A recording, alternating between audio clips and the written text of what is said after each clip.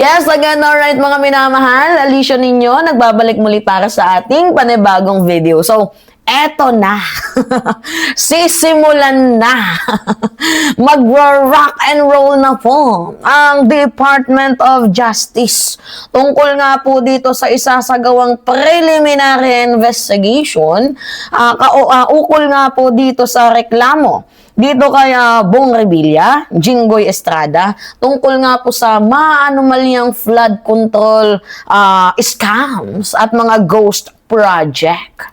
Diba? Tsaka meron din paglilinaw dito yung kampo ni Henry Alcantara. Kasi may mga chismis na itong si Henry Alcantara daw ay nag-recanting, kumbaga binawi niya daw po yung kanyang statement, na kung saan 'di ba pinangalanan niya itong si Bong Revilla, itong sino pa yung kasama niya, si best friend niya, itong si Jinggoy Estrada, 'di ba, na binabawi niya daw yung kanyang sinabi, which is paglilinaw ng abogado ni Alcantara, hindi yun totoo. So mahilig pa lang gumawa ng kwento itong kampo ni Joel Villanueva, 'di ba? Kasi lawyer ni Villanueva ang nag-snitch na babawiin daw nila ang kanilang statement. Paano nila babawiin? Nagbalik sila ng pera.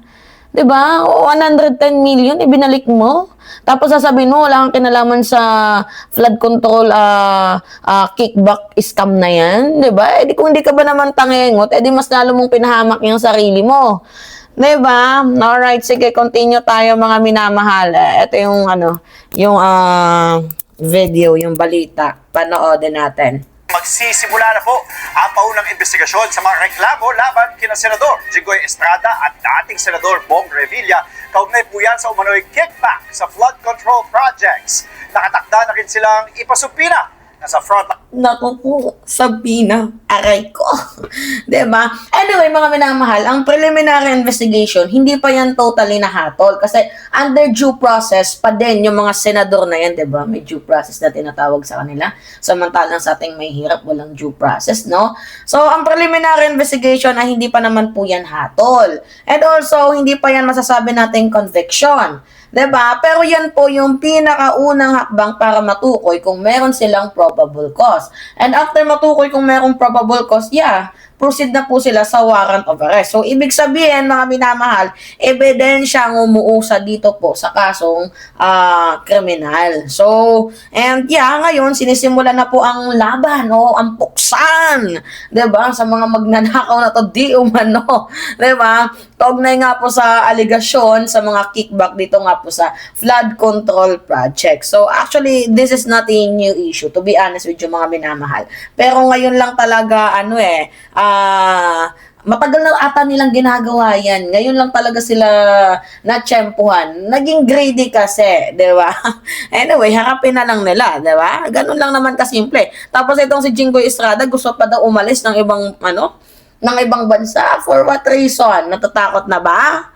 Di ba? Yan yung sabi ni Mike Abe, Estrada gustong lumabas ng bansa. Bakit kaya? Di ba? Alright, sige, continue tayo. Mahal po ng balitang yan, si JC Cosio. Sisimulan na ng Department of Justice ang preliminary investigation sa reklamong plunder kina dating Senador Bong Revilla at Senador Jinggoy Estrada. Iniugnay sila sa issue dahil sa pagtanggap umano ng kickback mula sa mga maanumalyang flood control projects. Bagay na itinanggi na rin ng dalawa. This coming week, we will be... Alam nga naman na aminin nila. Alam niyo yung pinakaunang instance dyan kapag nandyan ka sa kailangan mong deny. Hindi mo pwedeng sabihin na yes, totoo to, ganito, ganyan. Kailangan mo i-deny para iligtas yung sarili mo. Kapag di niya dinina, edi kulong yan. Ano ka ba? Issuing the subpoenas already in connection with those cases. Dahil may amount involved dyan that encompasses not just projects in Bulacan, but nationwide. Alam nyo, yung flood control project na yan, mga minamahal, pang-iwas yan sa baha, 'di ba? And protection yan sa komunidad, 'di ba? Para yan sa pangkaligtasan. ng buong sambayan ng Pilipino. Kaya hindi ito simpleng issue lang. 'Di ba? Lalo pat involved na din diyan ang pera ng taong bayan. Tingnan ninyo, kapag binabaha tayo, 'di ba, may mga namamatay, may mga nagkakasakit ng leptospirosis, 'di ba? Apektado din ang kabuhayan ng iilan nating mamamayang Pilipino. Bakit apektado? Imbis na makapagtrabaho, 'di ba? Nag-i-stay na lang sila sa kanilang bahay. Bakit sila nag-i-stay? Kasi hindi nga sila makalabas. Gawa nga ng yung kalsada, baha, 'di ba? Hindi rin makalabas kasi baha, 'di ba? So baka magkasakit pa. So kailangan itong mga hayop na to dapat mapanagot. Dahil unang-una, kapag patuloy lang 'yan, hingi-hingi lang pondo tapos wala din napupuntahan yung pera ng mamamayang Pilipino. So ang ending, tayo pa din ang kawawa dito. Sige, continue. Nilinaw naman ng DOJ na walang testigong binawi ang kanilang testimonya. Una na rin Walang binawing testimonya. The camp of former Department Public Works and Highway Bulacan District Engineer Henry Alcantara denied reports that he recanted his testimonies on anomalous control project. In a statement, Attorney Emil Juven, legal counsel for Alcantara, said that the claims are false and misleading. So, misleading, makasinungaling. Di ba? Wala naman siyang binawi. Actually, na-content natin yan. Kung sakaling nirecant nila yung kanilang statement, mas lalo silang mapupuksa. Mas lalo silang madidiin. Di ba? Kumbaga, actually, baka palabas lang yan ng kampo ni Joel Villanueva eh. Pero, sabi ko naman sa inyo, pag mag-recant yan sila, ay talagang mas lalong mababaon yung kanilang pangalan. Kasi biruin mo sinabi mo na nagbalik ka ng ninakaw, tapos sasabihin mo wala kang alam sa anomalous flood control projects na yan. 'Di ba? May mga lumalabas na statement kasi na yung BGC boys daw ay nag-recant daw ng kanilang mga statement, which is wala din naman ako nakitang balita, pero tinalakay natin ano ba yung mga posibleng mangyari sa kanila. Mas lalo pa silang makakasuhan, perjury kasi nagsisinungaling, 'di ba? At mas lalo pa silang maiipit diyan, mawawalan sila ng kredibilidad, 'di ba? Continue tayo. Itinanggi ng kampo ni dating DPWH District Engineer Henry Alcantara na binawi niya ang kanyang salaysay. Matatanda ang kabilang si Alcantara sa 4 na pinangalanang state witness ng DOJ. Pero sakaling may mag-recant sa kanilang lahat, maaapektuhan daw nito ang kanilang kredibilidad bilang mga testigo. And if you're Tama. an applicant who worked so hard to get into the witness protection program, for you to retract Kasi mas unang pinapaniwalaan ng Supreme Court, ng korte, yung unang statement.